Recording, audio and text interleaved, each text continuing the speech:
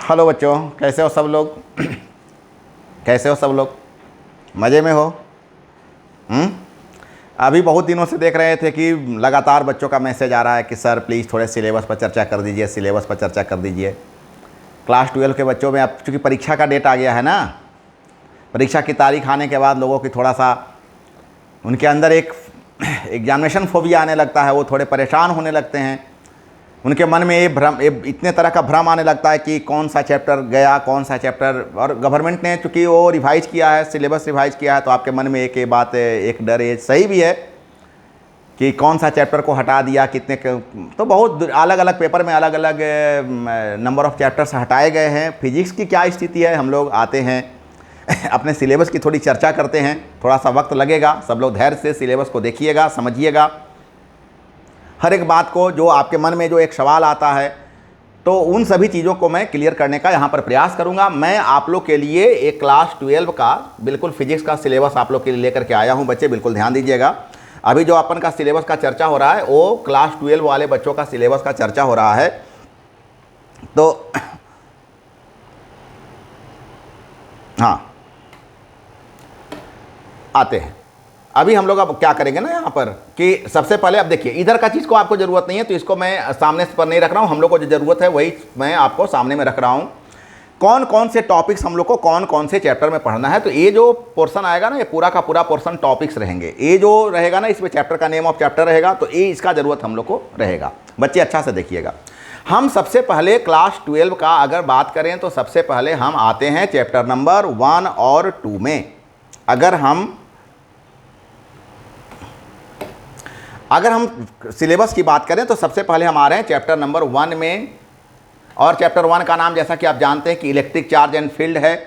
और उस चैप्टर में हम लोग को क्या क्या पढ़ना है, तो सबसे पहले हमको इलेक्ट्रिक चार्ज के बारे में पढ़ना है। उसका कंजर्वेशन क्या है, कंजर्वेशन का मतलब संरक्षण क्या है।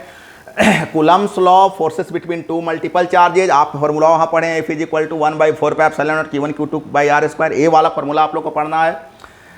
Forces between multiple charges, principle of superposition आपको पढ़ना है। अनकंटीन्यूअस चार्ज डिस्ट्रीब्यूशन आप लोग को पढ़ना है। तो ये तो आप लोग को फोर्स में पढ़ना है। अब forces between multiple charge, superposition, principle and continuous charge distribution, ये चीज़ जो आपका अलग से दे दिया ना, ये थोड़े क्लास वाइज दे दिया।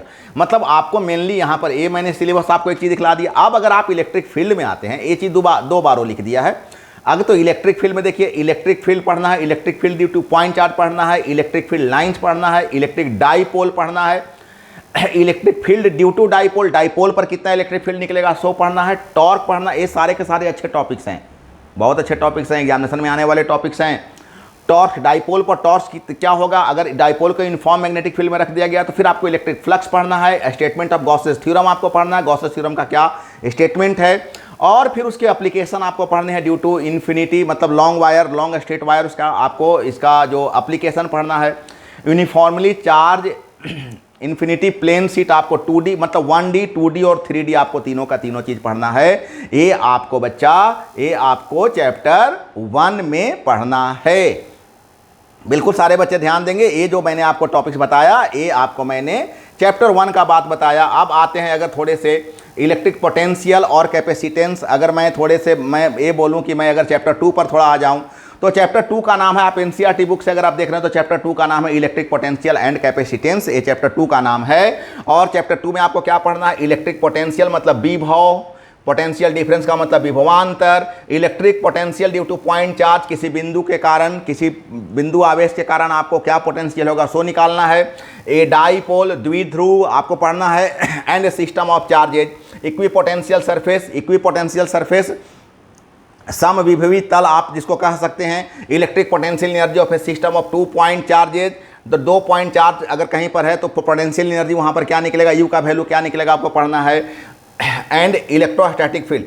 तो ये चीज़ यहाँ तक ही आपको देखने का ज़रूरत है। ये देखिए, ये तो आपका प्रैक्टिकल सेशन है, तो यहाँ पर अभी आपको ज़्यादा दिमाग लगाने का ज़रूरत, यहाँ पर इस प्रैक्टिकल सेशन पे ज़्यादा आपको दिमाग लगाने का ज़रूरत नहीं होता है। ये प्रैक्टिकल का मेरा मैटर है। आगे अगर हम लोग इसमें और पढ़ते हैं, आप कैपेसिटर पर अगर आ जाते हैं तो हमको conductor and insulator, free charges and bound charges inside a conductor, dielectric, electric polarisation, capacitors, capacitance, combination of capacitors, series and parallel, इस चीज़ पर ज़्यादा अभी फोकस करने का ज़रूरत हम लोग को नहीं है। ये हमारा प्रैक्टिकल सेशन का बात है। अगर थ्योरी सेशन का बात मैं करूं तो थ्योरी सेशन में तो बच्चे मैं क्या उम्मीद करूं कि जिसको आप यूनिट 1 कहते हैं, उस यूनिट 1 में 2 चैप्टर होता है एनसीईआरटी के हिसाब से। ये दोनों चैप्टर का सिलेबस का कौन कौन सा टॉपिक्स आपको पढ़ना है क्लियर हो गया है पक्का। अगर आप, मैं थोड़े फास्ट निकाल रहा हूं क्योंकि बहुत सारे चैप्टर्स हैं, तो उतने चैप्टर्स में अगर मैं बहुत स्लो थोड़ा चलूंगा तो आपको, हाँ देखिए एक चीज़ तो आपका छूट ही गया था, इस पर भी मैं थोड़ा चर्चा कर दूँ। तो बहुत इंपॉर्टेंट क्वेश्चन है कि capacitance of a parallel plate capacitor with dielectric medium between the plates in और एनर्जी स्टोर इन कैपेसिटर। तो ये दोनों बहुत इंपॉर्टेंट क्वेश्चन है। और मैं 2024 के लिए कहूँ तो 2024 के लिए तो ये बहुत इंपॉर्टेंट क्वेश्चन है, बहुत इंपॉर्टेंट क्वेश्चन है, इससे तो आने का चांसेज रहेगा। अगर अब हम लोग थोड़े से नेक्स्ट चैप्टर पर चर्चा कर लें, चैप्टर नंबर 3 पर अगर हम आ जाएं तो यहाँ आपको पढ़ना इलेक्ट्रिक करंट क्या है, so flow of electric charge in metallic conductor. अगर चालक से धारा को प्रवाहित कर रहे हैं तो इससे संबंधित बात आपको यहाँ पर पढ़ना है, ये आपके लिए ज़रूरी है। अब अगर थोड़े से इस पर मैं और चर्चा आगे कर लूँ, अगर थोड़े से और मैं चर्चा कर लूँ तो ड्रिफ्ट वेलोसिटी, मोबिलिटी, इनके बीच का relationship, Ohm's law, VI characteristics, ये सब आप लोग को पढ़ना है। लीनियर और नॉन लीनियर आपको दोनों दिखलाने का जरूरत है। Electric energy, electric power, electrical resistivity, conductivity, ये पोर्शन आपका सिलेबस का है, ये पर ध्यान देने का जरूरत है। अब आपको ये पोर्शन सिलेबस का temperature dependence of resistance, internal resistance of cell, potential difference and EMF of cell, combination of cell in series और पैरेलल, फिर ये आपके लिए ज़रूरी था। ये आपका प्रैक्टिकल सेशन है, ये आपका प्रैक्टिकल सेशन है, इस पर ज़्यादा फोकस करने का ज़रूरत नहीं है। फिर यहाँ पर आपका हो गया किरचॉफ्स लॉ, ये तो बहुत ज़्यादा इंपॉर्टेंट क्वेश्चन है। ये क्वेश्चन तो हर बच्चे को जरूर करके जाना चाहिए, बहुत ज़्यादा इंपॉर्टेंस क्वेश्चन है बच्चे। किरचॉफ्स लॉ आपके लिए बहुत इंपॉर्टेंस है, व्हीटस्टोन ब्रिज आपके लिए बहुत इंपॉर्टेंस है। तो ये दोनों टॉपिक्स आप लोग के लिए बहुत ज़बरदस्त है, आप लोग बिल्कुल ध्यान रखिएगा। अब ऐसे तो मैं इंपॉर्टेंस क्वेश्चन का जब लिस्ट दूंगा उस समय आप लोग को ये सब ज़्यादा अच्छा से मैं बताऊँगा। अभी तो केवल मैं सिलेबस का चर्चा कर देता हूँ ताकि हमारे बच्चे को ज़्यादा, अब मैं अगर चैप्टर नंबर 4 पर आऊँ, मैं थोड़ा फास्ट जानबूझकर चल रहा हूँ क्योंकि पूरा 14 चैप्टर है आप लोग का, तो अगर सारे चैप्टर में ज़्यादा टाइम दूंगा तो बहुत टाइमिंग हो जाएगा। तो मैं केवल आपको सिलेबस दिखला देता हूं कि आपको पढ़ना क्या क्या चीज़ है। आप चाहें तो आप यहां से नोट कर ले सकते हैं, है ना, या तो फिर आपको जब भी कन्फ्यूजन हो तो वीडियो को देख करके आप क्लियर हो सकते हैं कि कौन सा चैप्टर में हमको क्या पढ़ना है। तो अगर मैं चैप्टर नंबर 4 पर आऊँ जिसका नाम है मैग्नेटिक इफेक्ट ऑफ करंट, अगर इस चैप्टर पर आऊँ तो आपको इसमें पढ़ना है concept of magnetic field, Oersted experiment, बहुत अच्छा क्वेश्चन है। बायो सावर्त लॉ तो हर बच्चा को करना चाहिए, और इस बायो सावर्त लॉ का जो एप्लीकेशन है खास करके सर्कुलर लूप, ये तो हर बच्चा को करना चाहिए, इससे लॉन्ग क्वेश्चन आने का चांसेज होता है। अब Ampere's law and its application of infinite long straight wire, तो ये भी हमारे लिए इंपॉर्टेंट क्वेश्चन बनता है, खास करके एम्पियर्स लॉ जो अपन का है, एम्पियर सर्क्यूटल लॉ भी आप इसको कह सकते हैं, ये बहुत इंपॉर्टेंट क्वेश्चन हम लोग के लिए है, इस पर हम लोग को ध्यान देने का।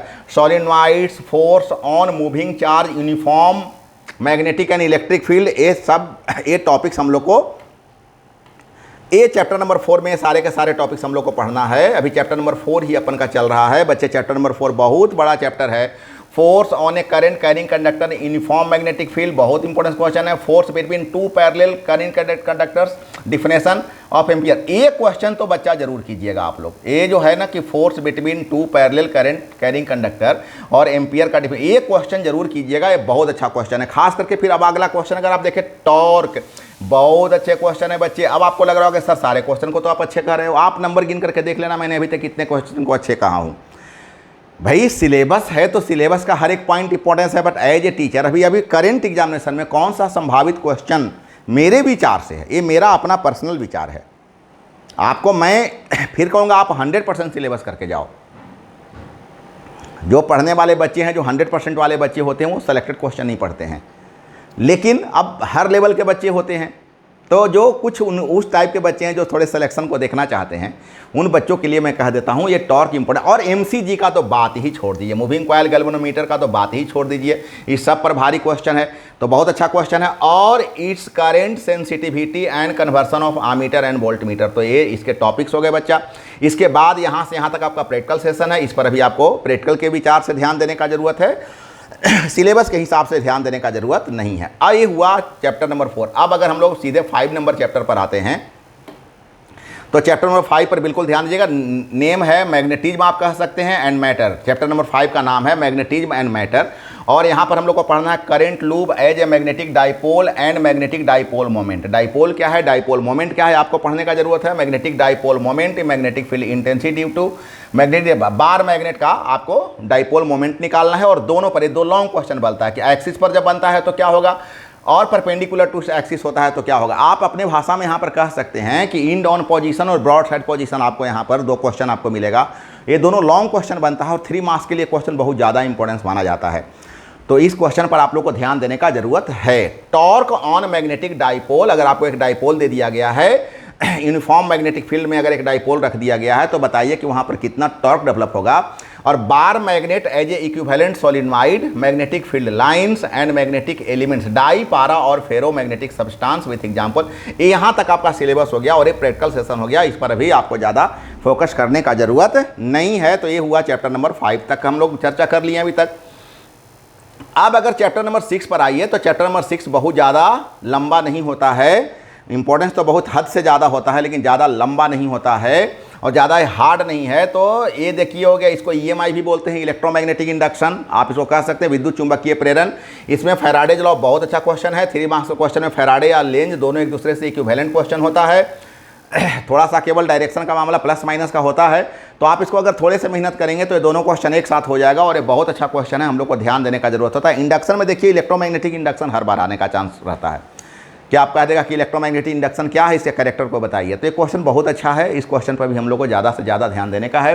और जो हमारे ऑफलाइनर बच्चे हमारे इस क्लास को देख रहे होंगे, जो सिलेबस को देख रहे होंगे, उनको तो मैं ये सारा का सारा VVI कर देता हूँ क्वेश्चन पढ़ाते समय ही। ऑफलाइनर बच्चे आज इस बात को आप महसूस कीजिए कि जब मैं क्वेश्चन स्टार्ट करता हूं तो जो क्वेश्चन मोस्ट इंपॉर्टेंस मेरे को लगता है, मैं ऐसे तो थ्रू आउट आपको पढ़ाता हूं, लेकिन जो क्वेश्चन मेरे को मोस्ट इंपॉर्टेंस लगता है वहां पर मैं आपको VVI कर देता हूं और आज वो VVI आपको काम आ जाएगा। ऐसे क्वेश्चन को वेरी फर्स्ट इस मंथ में आप सितंबर फिनिश होते होते या मिड अक्टूबर होते होते जितने भी VVI क्वेश्चन हैं सबसे पहले उनका एक लिस्टिंग करके और वो क्वेश्चन पहले कर जाइए। क्योंकि आपका जो सब्जेक्टिव एग्जामिनेशन होता है उस सब्जेक्टिव एग्जामिनेशन में मेनली आपको 3 मार्क्स और 5 मार्क्स, ऑब्जेक्टिव तो ठीक है 35 मार्क्स आपको अपन को पूरा देखने का ज़रूरत है। तो वो तो 35 पूरा हो गए, बाकी का जो 35 मार्क्स का अपन का सब्जेक्टिव एग्जामिनेशन होता है उसमें अपन का 3 मार्क्स और 5 मार्क्स का क्वेश्चन बहुत ज़्यादा फोकस करने का ज़रूरत है, क्योंकि उसमें अगर एक क्वेश्चन गया तो 3 और 5 मार्क्स चला गया।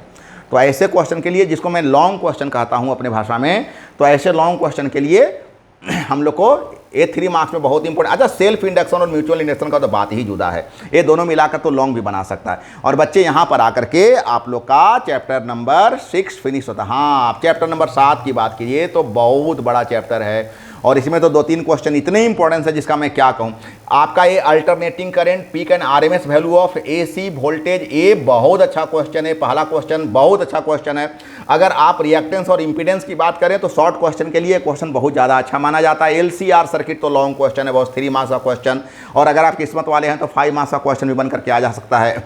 रिजोनेंस आपको पढ़ना है। पावर इन AC सर्किट गजब का क्वेश्चन है, जबरदस्त क्वेश्चन है। वाटलेस करंट और AC जनरेटर और ट्रांसफार्मर, ये दोनों क्वेश्चन तो बिल्कुल छोड़िएगा नहीं तो आप पछताइएगा। 5 मार्क्स में अगर AC करंट से, अगर मेरे जैसे क्वेश्चन सेटर से अगर क्वेश्चन सेट करने के लिए कहा जाए तो मैं तो AC जनरेटर और ट्रांसफार्मर में एक क्वेश्चन जरूर देता, क्योंकि ये मस्त क्वेश्चन है, ज़बरदस्त क्वेश्चन है। शानदार फिगर है, शानदार कैलकुलेशन है, ज़बरदस्त थ्योरी है और एक बेटर कंसेप्ट है इसमें। जिन बच्चों के पास जनरेटर के लिए अगर कंसेप्ट नहीं होगा, जिन बच्चों के पास ट्रांसफार्मर के लिए कंसेप्ट नहीं होगा, रट्टा मार के क्वेश्चन नहीं बनाया जा सकता है। गजब का क्वेश्चन है, ज़बरदस्त क्वेश्चन है बच्चे। तो जितने भी बच्चे हमारे इस सिलेबस को देख रहे होंगे, मैं उनको अलर्ट कर रहा हूँ, समय से कितना पहले मैं अलर्ट कर रहा हूँ कि आप इस क्वेश्चन को, जनरेटर और ट्रांसफार्मर को जरूर करके जाइएगा। अच्छा क्वेश्चन है। अब आते हैं हम लोग चैप्टर नंबर 8 में। नाम है, आप देख रहे हैं इलेक्ट्रोमैग्नेटिक वेव, आप जानते ही हैं। ए शॉर्ट क्वेश्चन के लिए ज़्यादा इंपॉर्टेंस है, ऑब्जेक्टिव के लिए ज़्यादा इंपॉर्टेंस है। Basic idea of displacement current, electromagnetic waves and their characters, ये बहुत अच्छा टॉपिक्स है इलेक्ट्रोमैग्नेटिक वेव और दियर कैरेक्टर्स में। लेकिन आप ध्यान दीजिएगा, केवल क्वालिटेटिव आइडिया मतलब आपको सामान्य जानकारी लेना है ना। Transverse nature of electromagnetic wave आपको पढ़ना है, इलेक्ट्रोमैग्नेटिक स्पेक्ट्रम के बारे में आप पढ़िएगा और ये टॉपिक्स खूब अच्छा से पढ़िएगा। इसमें जितने भी इलेक्ट्रोमैग्नेटिक स्पेक्ट्रम, जैसे कि आपको पढ़ना है रेडियो वेव के बारे में पढ़ना है, माइक्रोवेव के बारे में पढ़ना है, इंफ्रारेड के बारे में पढ़ना है, visible spectrum, invisible spectrum, ultraviolet, x-ray, gamma rays, ये सारे का ना प्रॉपर्टी पर ज़्यादा ध्यान दीजिएगा कि इनका प्रॉपर्टी क्या होता है, और साथ में क्या ध्यान देने का जरूरत होता है कि इनका वेवलेंथ रेंज क्या है और फ्रीक्वेंसी रेंज क्या है, इस पर भी हम लोग को ज़्यादा ध्यान देने का जरूरत होता है। ऑब्जेक्टिव में बहुत इंपॉर्टेंस बन करके आता है, और चूंकि ये नंबर है ना तो गड़बड़ाने का थोड़ा डर होता है। ऐसे मेरे पास अभी तो मैं इस चैप्टर में नहीं आया हूँ, अब बहुत जल्दी ही मैं चैप्टर में इन कर रहा हूँ, तो मैं तो एक ऐसा इनको डाटा बताता हूँ ना कि ये बिल्कुल पकड़ लेते हैं कि अगर इस रेंज में होगा तो क्या होगा, इस रीजन में होगा तो क्या होगा, इस रीजन में होगा तो क्या होगा। लेकिन खैर मैं अभी इसकी चर्चा करने यहाँ नहीं आया हूँ। और ये तो आपका प्रैक्टिकल सेशन है, इसका क्या यूजेज पर पूरा ध्यान दीजिएगा कि अगर अल्ट्रा वायलेट है तो क्या यूजेज है, इंफ्रारेड है तो उसका क्या यूजेज है, इस सब चीज़ पर पूरा ध्यान देने का जरूरत है। और अब तो सबका हम अगर कहूँ, मैं कहूँ अगर मेरे एज ए टीचर मैं अगर कहूँ तो मैं सबका बॉस टॉपिक सब मैं चालू करने जा रहा हूँ। बोले तो चैप्टर नंबर 9 का मैं बात कर रहा हूँ, इसको मैं ऑप्टिक्स कहता हूँ। और यह ऑप्टिक्स दो हिस्से में बटा हुआ है, रे ऑप्टिक्स और वेव ऑप्टिक्स दो हिस्से में बटा हुआ है। अगर मैं रे ऑप्टिक्स का बात करूं तो इसका रिफ्लेक्शन जबरदस्त टॉपिक है, हालांकि थोड़ा पढ़ने में आपको इजी लगेगा क्योंकि आप क्लास 10 में पढ़ करके आए हैं। रिफ्लेक्शन क्लास 10 में हम लोग को ज़्यादा पढ़ करके आए। मिरर रिफ्लेक्शन बोले तो आपके भाषा में तो मिरर में हमारे बच्चे क्लास 10 से अच्छा खासा पढ़ करके आते हैं, तो उनको मिरर पढ़ने में ज़्यादा मज़ा आता है। लेकिन रिफ्रैक्शन जैसे वो आते हैं ना, अपवर्तन, रिफ्लेक्शन का मतलब परावर्तन हो गया, रिफ्लेक्शन का मतलब अपवर्तन हो गया, टोटल इंटरनल रिफ्लेक्शन, पूर्ण आंतरिक परावर्तन, इसके application optical fibre, refraction at A spherical surface, lenses, thin lenses formula बहुत इंपॉर्टेंस, लेंस मेकर्स फार्मूला बहुत ज़्यादा importance, magnification, power of lens बहुत अच्छा क्वेश्चन, खासकर combination of thin lens in contact, ये सारे के सारे लॉन्ग क्वेश्चन का मैंने चर्चा करा। एक क्वेश्चन जरूर कीजिएगा, मैं फिर से एक बार रिपीट आपको कर देता हूँ बच्चे कि ये थीन लेंस फार्मूला कीजिएगा अच्छा से, लेंस मेकर्स फार्मूला अच्छा से कीजिएगा, बहुत अच्छा क्वेश्चन है। कॉम्बिनेशन ऑफ थीन लेंस, जिसको आप कॉन्टैक्ट लेंसेस कहते हैं, बहुत अच्छा क्वेश्चन है। और boss refraction through a prism, इसको प्रिज्म फार्मूला भी हम कहते हैं, ये बहुत जबरदस्त। और बॉस लॉन्ग क्वेश्चन में आपको माइक्रोस्कोप और एस्ट्रोनॉमिकल टेलीस्कोप में कोई ना कोई क्वेश्चन आने का चांस रहेगा बॉस। ये बहुत इंपॉर्टेंट क्वेश्चन है, बहुत इंपॉर्टेंट टॉपिक्स है। माइक्रोस्कोप और टेलीस्कोप करके आइएगा। अगर रे ऑप्टिक्स से लॉन्ग क्वेश्चन बनाएगा तो ये 3 और 2 5 क्वेश्चन में आपका कोई ना कोई क्वेश्चन आने का चांस से ज़्यादा बनेगा। मैं फिर बता रहा हूँ कि ये मैं संभावित प्रश्न बताता हूँ, मैं कभी किसी बच्चे को ये नहीं कह रहा हूँ कि आप सिर्फ इतना पढ़ कर आइएगा। मैं सिलेबस के हर टॉपिक्स का जिक्र कर रहा हूँ, आप सब पढ़ करके आइएगा। आप यहाँ पर मेरे को ब्लेम नहीं दीजिए कि सर आपने सेलेक्ट कर रखा था। मैं फिर बताऊँ कि जो दूसरे दर्जे के बच्चे होते हैं, जो बेचारे पूरे के पूरे 100% नहीं कर सकते हैं, ऐसे बच्चे अगर इतना भी करें तो शायद वे रिस्क जोन में नहीं है, शायद वे हंस करके ही क्लासरूम से बाहर निकलेंगे। मेरा बताने का मकसद ये होता है। अदरवाइज आप 100% थ्रू आउट करके जाइए, नहीं तो कल क्या होता है ना, बच्चे बोलना शुरू कर देते हैं कि सर आप तो ऐसा बोल दिए थे, वैसा बोल दिए थे। मेरा बोलने का सेंस है नहीं है, मेरा बोलने का सेंस 100% है। बट अभी अगर थोड़े से आप क्लासीफाई करने के लिए कह रहे हो तो मैं थोड़ा सा आपको क्लासीफाई कर देता हूँ। अब अगर मैं आ जाऊँ चैप्टर नंबर 10 पर, तो चैप्टर नंबर 10 में आता है अपन का वेव ऑप्टिक्स, और इसमें wave front, Huygens principle, reflection and refraction of wave at a plane surface using a wave front. देखो अब बच्चे कहते हैं सर रिफ्लेक्शन तो पहले ही पढ़ चुके। नहीं, आप पढ़े हो ना, वो तो रे ऑप्टिक्स का था ना। यहाँ वेव फ्रंट, वेव बेस पर आपको बताना है। और proof of law of reflection और रिफ्रैक्शन जो हाइजन प्रिंसिपल, ये बेटा जरूर क्वेश्चन कीजिएगा। ये 2 लॉन्ग क्वेश्चन है। लॉ ऑफ रिफ्लेक्शन अलग क्वेश्चन है हाइजन प्रिंसिपल पर, लॉ ऑफ रिफ्रैक्शन अलग क्वेश्चन है हाइजन प्रिंसिपल पर। तो बेटा ये क्वेश्चन जरूर कीजिएगा, 2 लॉन्ग क्वेश्चन आपका बन करके आएगा। अगर वेव ऑप्टिक्स का 2 इंपॉर्टेंट क्वेश्चन का चर्चा करें तो ये 2 इंपॉर्टेंट क्वेश्चन है। और इसके आगे मैं थोड़ा सा और आ रहा हूँ, आपको यंग्स डबल स्लिट एक्सपेरिमेंट मिलेगा। ये देखिए आ ही गया, मैंने नाम लिया और यंग्स डबल स्लिट एक्सपेरिमेंट आपके पास हाजिर है साहब। एक गजब का क्वेश्चन है यंग्स डबल स्लिट एक्सपेरिमेंट, बहुत अच्छा लॉन्ग क्वेश्चन है। And expression for fringe with coherent source and subtend the interference of light. तो ये यंग्स डबल स्लिट एक्सपेरिमेंट जो है ना, आपका एक जबरदस्त लॉन्ग क्वेश्चन बनता है बॉस। इसको ये प्रैक्टिकल सेशन है, इससे आपको ज़्यादा मतलब नहीं होना चाहिए। अब अगर क्लास लेसन नंबर 10 में ही अगर बात करें तो आपको डिफ्रैक्शन के बारे में पढ़ना है, single slit width of central maximum. तो ये ठीक है, कर लीजिएगा। और बाकी का ये जो पोर्शन आपका है वो प्रैक्टिकल सेशन है, इस पर अभी दिमाग ज़्यादा मत लगाइएगा। अब हम लोग आते हैं, अगर मैं थोड़ा सा इसको और ऊपर कर लूँ, आपको शायद दिखाई अच्छा पड़ेगा। ए आजा यस। अब हम आ जाते हैं आपके लिए चैप्टर नंबर 11 में। अगर हम आ जाते हैं जिसका नाम है dual nature of matter and radiation. तो ड्यूअल नेचर ऑफ रेडिएशन आपका होगा photo electric effect, hertz and Lenard experiment, ये आपको पढ़ना है। आइंस्टीन फोटो इलेक्ट्रिक इक्वेशन आपको पढ़ना है। और आपका practical nature of light, matter waves, wave nature of practical due to de Broglie relation. ये डी ब्रॉगली रिलेशन आप लोग के लिए बहुत इंपॉर्टेंस है बॉस। यहाँ पर आप वेवलेंथ वगैरह निकालते हैं, डी ब्रॉगली वेवलेंथ इसको कहते हैं। ये सब अगर आप पढ़ते हैं तो आप खुश होकर के आइएगा एग्जाम में। और ये तो आपका प्रैक्टिकल सेशन है।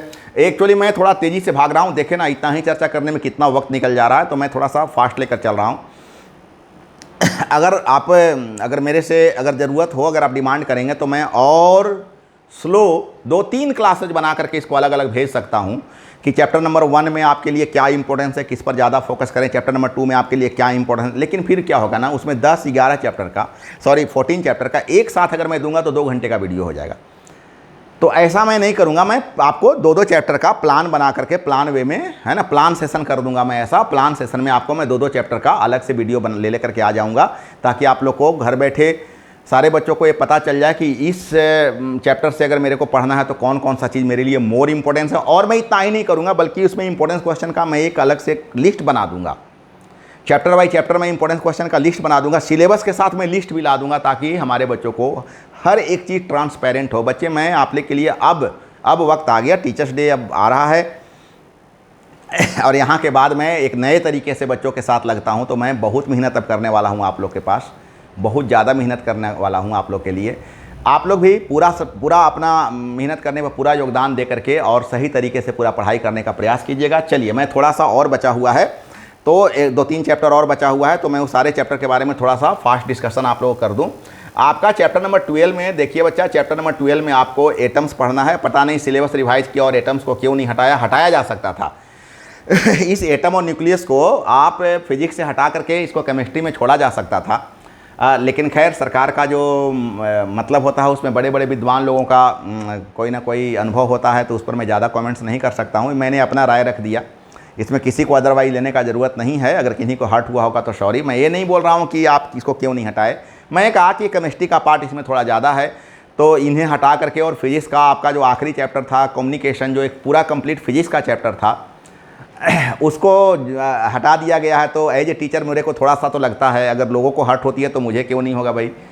तो ये एटम्स और आप देखिए मैक्सिमम पार्ट जो है अल्फा पार्टिकल स्कैटरिंग एक्सपेरिमेंट आपका केमिस्ट्री में पढ़ने का जरूरत था। रदरफोर्ड मॉडल एटम्स ये है, रदरफोर्ड एक्सपेरिमेंट है। Bohr's model of hydrogen spectrum, hydrogen atom, expression of radius of velocity, energy electron in nth orbit, energy level, hydrogen lines, spectra, ये पूरा का पूरा आप कह सकते हैं कि एक केमिस्ट्री टीचर भी इसको बहुत बेहतर तरीके से पढ़ा सकता है। लेकिन कोई नहीं, ये हम लोग को पढ़ना है और मैं बहुत अच्छा तरीके से आपको इसको पढ़ाऊंगा। अभी अपन का सिलेबस यहाँ तक नहीं पहुँचा है, लेकिन ये सारे के सारे अच्छे क्वेश्चन है। कंपोजिशन एंड साइज, और खैर उसके बाद हम थोड़े से आ जाते हैं न्यूक्लियस में। चैप्टर नंबर 13 में आ रहे हैं। ये आपका चैप्टर नंबर 13 है कंपोजिशन। ये चैप्टर नंबर 13 में आपको अपना कंपोजिशन और size of nucleus, mass energy relation, mass defect, binding energy per nucleon and it's variation with mass number, nuclear fusion and fusion. ये आपका प्रैक्टिकल सेशन है, इस पर ज़्यादा दिमाग लगाने का जरूरत नहीं है बच्चा। ये मैंने आपको बताया चैप्टर नंबर 13 के बारे में। और अब हम आपके लिए आखिरी चैप्टर लेकर के आ रहे हैं, सेमी कंडक्टर। तो ये सेमी कंडक्टर आप लोग के लिए बहुत अच्छा टॉपिक्स है, अच्छा लेसन माना जाता है, मस्त लेसन है, बहुत मतलब डिटेल्स पढ़ने का ज़रूरत होता है। तो एनर्जी बैंड इन सेमीकंडक्टर अच्छा टॉपिक्स है, सेमीकंडक्टर एंड इंसुलेटर। अब ये देखिए, ये जो पार्ट आपका है इंट्रिंसिक एक्सट्रिंसिक सेमीकंडक्टर, और खास करके पीएन और पीएन जंक्शन, इससे क्वेश्चन जरूर आएगा। पी आ जाए, पी टाइप आ जाए, एन टाइप आ जाए, या पीएन जंक्शन आ जाए, या तो इंट्रिंसिक और एक्सट्रिंसिक आ जाए।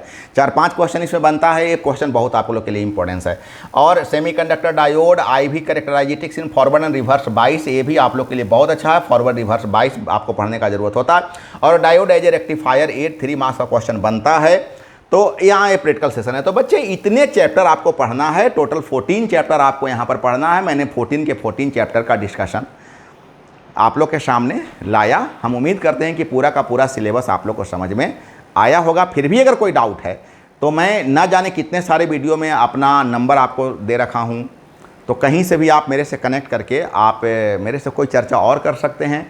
और इसमें अगर कुछ और आप जानना चाहते हैं तो आप क्वेश्चन मेरे से करें, तो मैं उसका आंसर और सटीक तरीके से दे सकता हूँ।